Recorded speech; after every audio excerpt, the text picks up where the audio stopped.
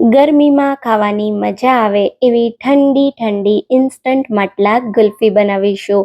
આ ગુલ્ફીની ખાસ વાત કહું તો કોઈ પણ જાતનું ક્રીમ કે મલાઈ વાપર્યા વગર, કલાકો સુધી દૂધ ઉકાળ્યા વગર, ખાંડ કે ગોળ ઉમેર્યા વગર, કે ના તો આમાં આપણે કોઈ આર્ટિફિશિયલ કલર કે ફ્લેવર વાપર્યા છે. સિમ્પલ ઘરમાં રહેલી સામગ્રીનો ઉપયોગ કરી ગેસ ચાલુ કર્યા વગર મિક્સરમાં 5 મિનિટમાં ગુલ્ફી બેઝ બનાવી આ ઠંડી ઠંડી માટલા ગુલ્ફી તૈયાર કરી છે, જેનું એક બાઈટ ખાતા જ મજા પડી જશે. તો hello friends, welcome back to foods of fitness. હું છું અંકિતા વણજારા અને ચાલો રેસિપી શરૂ કરીએ. તો હવે સૌથી પહેલા એકદમ હેલ્ધી અને ટેસ્ટી ઇન્સ્ટન્ટ માટલા ગુલ્ફી તૈયાર કરવા મેં લીધા છે 1 વાટકા જેટલા મખાણા. મખાણા એક સુપર ફૂડ છે જેને ખાવાના ભરપૂર ફાયદા છે. મખાણા જે છે એ આપણી ગુલ્ફીને કોઈ પણ જાતના ક્રીમ કે મલાઈ વગર ક્રીમી ટેક્સચર આપશે. સાથે હું અહીંયા ઉમેરી રહી છું 2 ટેબલ સ્પૂન જેટલા કાજુ. કાજુ આપણી ગુલ્ફીને એકદમ સરસ ફ્લેવર આપશે. અને હવે ઉમેરવાનું છે 1 કપ જેટલું હલકું ગરમ દૂધ. હલકા ગરમ દૂધ સાથે કાજુ અને મખાણાને આપણે 10 મિનિટ માટે પલાળી દેશું, જેથી મખાણા અને કાજુ ગરમ દૂધ સાથે પલળી અને થોડા સોફ્ટ થઈ જશે. ત્યાં સુધીમાં આપણી ગુલ્ફીને સુપર ટેસ્ટી બનાવવા માટે હું અહીંયા વાપરી રહી છું પાક્કી કેરી. ગરમીની સિઝન શરૂ થઈ ગઈ છે અને પાક્કી કેરી માર્કેટમાં ખૂબ જ મળવા માંડી છે. આ પાક્કી કેરીમાંથી આપણે ઘણું બધું બનાવતા હોઈએ છીએ, તો ગુલ્ફી કેમ અધૂરી રહી જાય, બરાબર ને? આ ગુલ્ફી એટલી જોરદાર ટેસ્ટી બનવાની છે. તો અહીંયા આપણે જે કેરી લીધી છે એનો સારી રીતે પલ્પ કાઢી લેવાનો છે. તો કેરીનો તમે આ રીતે કેરીની મોટી સ્લાઇસ કટ કરી છાલ કાઢ્યા વગર ચમચીથી પલ્પ કાઢી શકો છો, અથવા તો તમે આ રીતે કેરીને છોલીને પણ સારી રીતે કેરીનો પલ્પ કાઢી શકો છો. અહીંયા તમે જે કેરી લો છો એ એકદમ પાક્કી અને મીઠી હોય એવી લેવાની. પાક્કી અને મીઠી કેરી હશે ને એનો કલર પણ એકદમ સરસ હશે, જેના કારણે આપણે ગુલ્ફીમાં કોઈ પણ જાતના આર્ટિફિશિયલ કલર નહીં ઉમેરવા પડે. પાક્કી કેરીની ફ્લેવર પણ એકદમ સરસ હોય છે, સાથે એકદમ મીઠી પણ હોય છે, જેથી આપણે જે પણ મીઠાશ ઉમેરીએ ગુલ્ફીમાં એ પણ ઓછી ઉમેરવી પડે. તો લગભગ 2 કપ જેટલો આપણો પાક્કી કેરીનો પલ્પ તૈયાર થયો છે. થોડી વાર સાઈડ પર રાખીએ.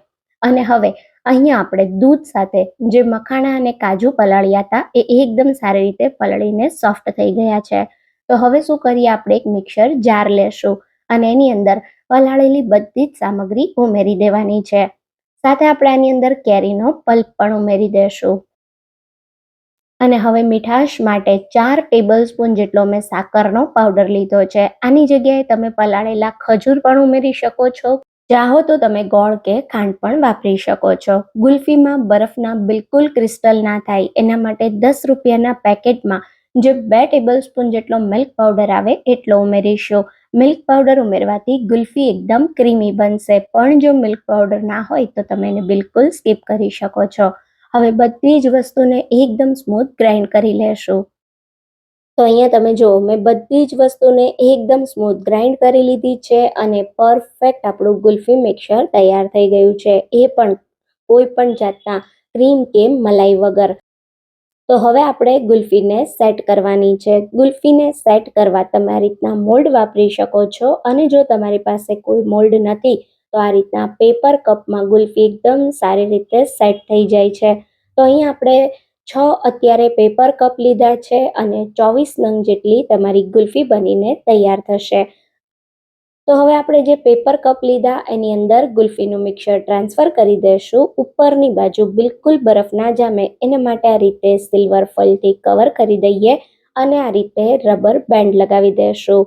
બધા જ ગુલ્ફી મોલ્ડ આ રીતે તૈયાર થઈ જાય એટલે આપણે આ રીતની સ્ટીક લગાવી દેવાની છે આ સમયે, જેથી આપણી ગુલ્ફી જ્યારે સેટ થાય ત્યારે આપણે આસાનીથી કટ કરી અને એને સર્વ કરી શકીએ. તો અહીંયા તમે જુઓ, મેં બધા જ ગુલ્ફીના ગ્લાસમાં આ રીતે હોલ કરી અને સ્ટીક લગાવી દીધી. તો હવે આ ગુલ્ફીને આપણે સેટ કરવા માટે ફ્રીઝરમાં રાખી દઈશું. લગભગ 4 થી 5 કલાકમાં આપણી ગુલ્ફી ખાવા માટે તૈયાર થઈ જશે. તો અહીંયા લગભગ 4 કલાક જેટલો સમય થયો છે અને તમે જુઓ, આપણી ગુલ્ફી એકદમ સારી રીતે સેટ થઈ ગઈ છે. તો હવે આપણે રબર બેન્ડ અને સિલ્વર ફોઇલને ઉપરથી આ રીતે કાઢી લેશું અને ગુલ્ફીને આ રીતે ગ્લાસથી અલગ કરી દેશું. તો તો તમે જો એકદમ ક્રીમી અને પરફેક્ટ આપણી ગુલ્ફી, બિલકુલ ગુલ્ફીમાં બરફ નથી જામ્યો અને ખૂબ જ સારી રીતે સેટ થઈ છે. તો આ રીતે આપણે ગુલ્ફીને કટ કરી લેશું. જોતાં જ ખાવાનું મન થઈ જાય એવી આ ઠંડી ઠંડી મેંગો ગુલ્ફી એકવાર મારી રીતે બનાવશો ને તો જોરદાર મજા આવશે. ઘરે આવતા મહેમાનોને તમે સર્વ કરશો ને તો એ પણ તમને રેસીપી પૂછી લેશે.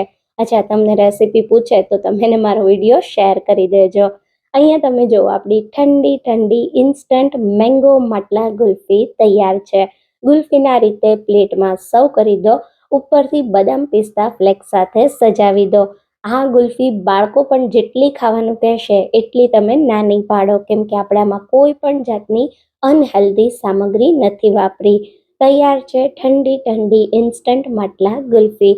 તો તમને આજની આ મસ્ત મજાની ગુલ્ફીની રેસીપી કેવી લાગી એ મને કમેન્ટમાં જરૂરથી કહેજો. જો તમને આજની રેસીપી ગમી હોય તો વિડીયોને વધારેમાં વધારે લાઈક અને શેર કરજો. ફરી મળીશું એક આવા નવા જ વિડીયો સાથે. ત્યાં સુધી થેન્ક યુ ફોર વોચિંગ.